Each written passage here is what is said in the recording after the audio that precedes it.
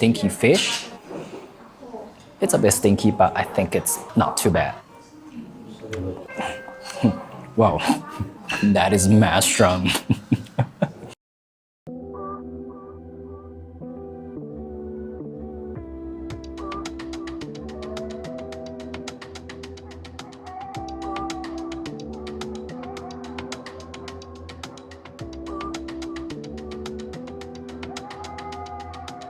Today is another beautiful day in Chengdu, China. I am at Financial City again. I still want to feel like I'm in New York City, so today I decided to go fancy and eat at a French Michelin Star restaurant. It is called S Kitchen, and it is the only Michelin Star French restaurant in Chengdu, China. Let's see how that compares to the ones I had in New York City. Let's go. It is again in the same complex. I had my other Michelin Star meal here as well. This building looks like an underwear. Apparently, there are more Michelin restaurants in this place. Right here, it's even written on the elevator. Now I am seated inside S Kitchen. The environment is pretty classy. It's on the second floor of this complex, and we have a fixed tasting menu. And before that, we already have our amuse-bouche, 3 items. And because I'm in a French restaurant, I can ask for ice water. To be honest, it wasn't originally my plan to have French cuisine in Chengdu, because first, I had my fair share in New York City, and second, Chengdu is not like Hong Kong or Beijing or Shanghai even. It's just not really a place when it comes to French cuisine or whatchamacallit, Western style fine dining. The city isn't really known for that, but because of the recent years, there has been some development progress in the fine dining scene, and there has been more restaurants like this popping up. And since this restaurant received a Michelin star, I thought I'd give it a try. Maybe it is actually good. First thing first, we have the amuse-bouche. This is a tartare on a tart. Oh, this is actually really good. Tartare is creamy, lemon, citrus, open up your palate. Really refreshing. Okay, second one. This one kind of looks like a brioche with some truffle and some cream sauce on it. That sauce is very interesting. The brioche is crunchy with oily aroma on the surface, like buttery a little bit. And the sauce is kind of like soy sauce. I don't know if there's any fermentation in it, but it's like umami and other savory. And this is lobster broth.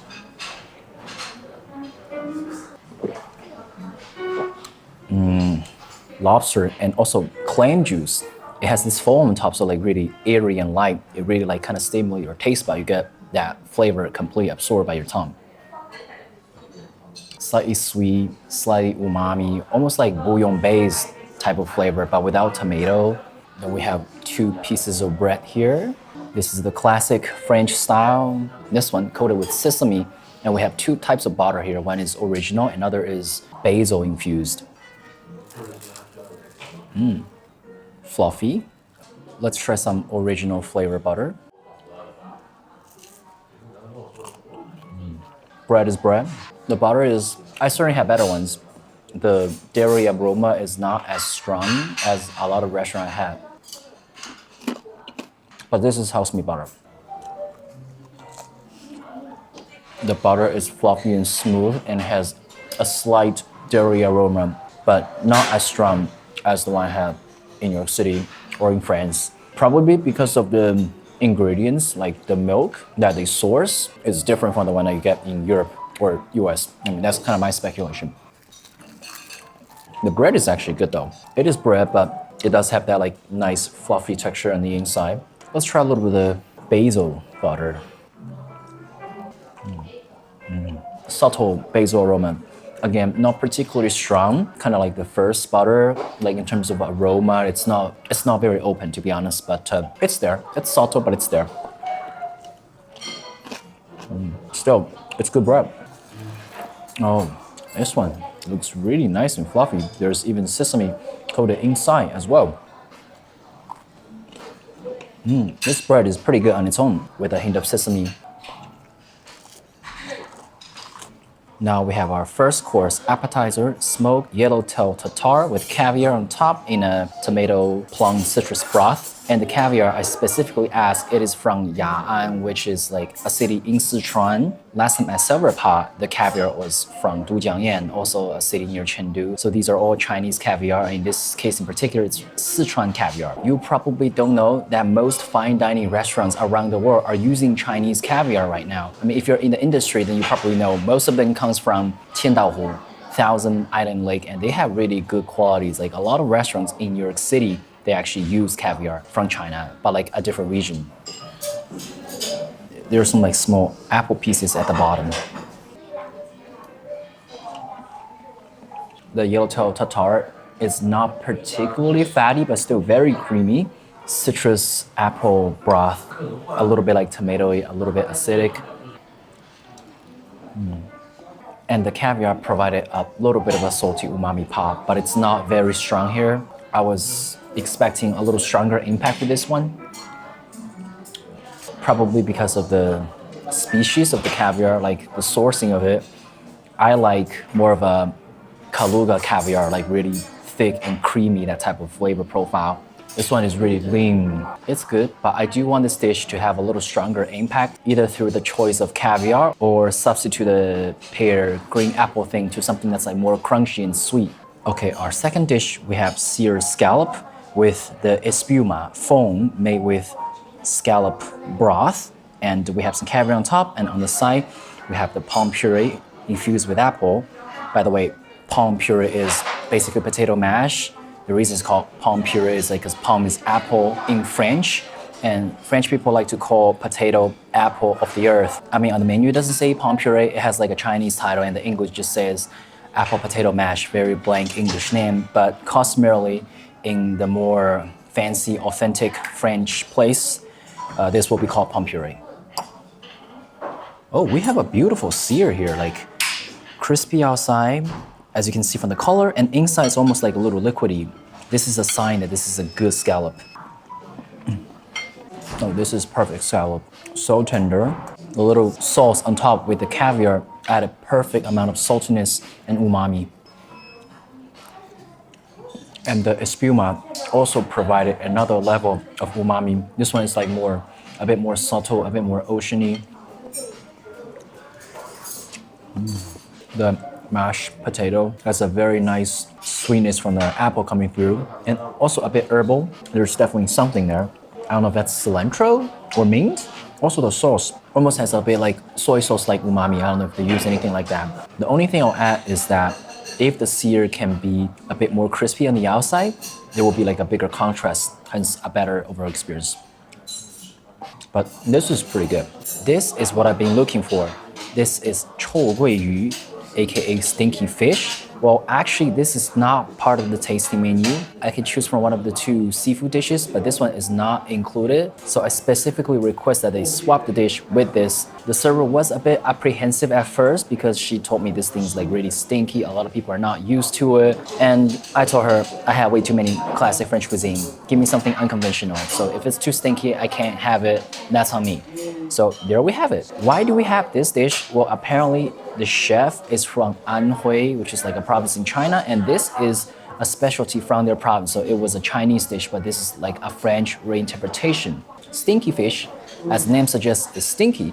Well, because in the ancient times, this is made from a fish that rotted, hence produced that stinky smell. But like, you know, there are dishes that has some kind of like stinky flavor in like human history. Like there is fish sauce, there's shrimp paste, there is stinky tofu. They're all like similar, and even blue cheese, right? So like people do have a knack for this type of stinky food. And for this particular one, so this is the fish, and we have fermented tofu, which is called furu at the bottom as a sauce. And the foam here, this espuma, is made with blue cheese. So it's like stinky on top of stinky. It's a bit stinky, but I think it's not too bad. Looks very tender, at least from the flesh of it, and it is kind of stinky, but it's not that bad, you know. You do have a little bit of a stinky aroma from the blue cheese, but it's not as strong as you like actual smell a blue cheese right in front of the nose. It's just more subtle, so it's not too bad. Wow. That is mad strong. It's stronger than it smells. This fermented tofu thing, furu, a classic Chinese condiment. So it just has a bit like stinky and umami taste. That fong has like this blue cheese flavor that kind of like dissipate in your mouth and just give you an extra layer of stinkiness. I can see why some people don't like this because it's too stinky for them. I asked for it, and in fact, it's not bad at all. I actually kind of like it, at least for its uniqueness. Also, you have all these like wild mushroom that accompany this dish to give it like an extra umami. So I would say the flavor profile for this one is stinky and umami coexist together. And the fish is tender, but also at the same time kind of firm, probably due to the species of the fish itself. The texture is somewhat between a cod and a monkfish. One thing you have probably noticed is that the environment was quite bright before. And well, now we're kind of proceeding to the later part of the meal and the lighting has changed. And this one here, we have a pigeon breast, a morel mushroom stuffed with confit pigeon meat and beer dark sauce. Really tender, slightly crispy skin, and you have this fatty aroma. That is good. You have a little bit of the gamey flavor from the pigeon, but that's just like the natural flavor, not in a bad way. This is served medium as suggested because I was told if it is served medium rare, it will tend to develop like a livery flavor. Cooked to perfection. The tenderness of it, the aroma, and you almost have a little bit like five spice on the crust. And yes, you could taste a little bit dark beer flavor from the sauce, which adds another depth of flavor. Let's try the morel mushroom. Start with confit duck. The morel has a very deep flavor, a bit earthy. And this confit duck is almost made into like minced little chunks, almost a little crispy in it. Provides a bit savoriness, but I thought it's gonna be like maybe a bit more like oily because it's confit. Nevertheless, this is a great pigeon. I'm loving every single bite of it. So now we have a prix dessert. Just a sorbet made with pomegranate. Really good, really refreshing and not too sharp. Sometimes the sorbet turned to be a bit too sharp for my liking. Certainly cleans your palate though. This one almost have like a little bit floral fragrance, maybe a little bit like hawthorn flavor. They could, however, if they decide to up the game, make the texture like more luxurious, make it like almost like ice cream, like so smooth and melt in your mouth. Moving on to our dessert, we have a coconut cake, coconut mousse, and jasmine foam with pineapple sorbet. Look at this, many layers. Sorbet, pineapple sorbet, coconut mousse, and coconut sponge cake, and jasmine foam. Very creamy and smooth. A hint of pineapple, a hint of coconut, and also a hint of jasmine. It's a well-balanced dessert. Nothing particularly stand out. It's not like a very strong dessert. I understand that most Chinese don't like really sweet desserts, so this one is not too sweet. But I personally prefer like a sweeter version when it comes to French dessert. And also I hope this to have a bit more coconut flavor. But other than that, it's still a solid dessert. In Chinese point of view, the best dessert is dessert that's not too sweet. I disagree. I guess I'm not Chinese because I love baklavas. Lastly, we have our petit four, Mont Blanc, apple tart, chocolate, and hazelnut tart, Mont Blanc. This is more of proper sweetness. Mont Blanc is also made with hazelnut, so a little nutty, not quite sweet still, not as sweet as the one I had in New York. I really have a sweet tooth.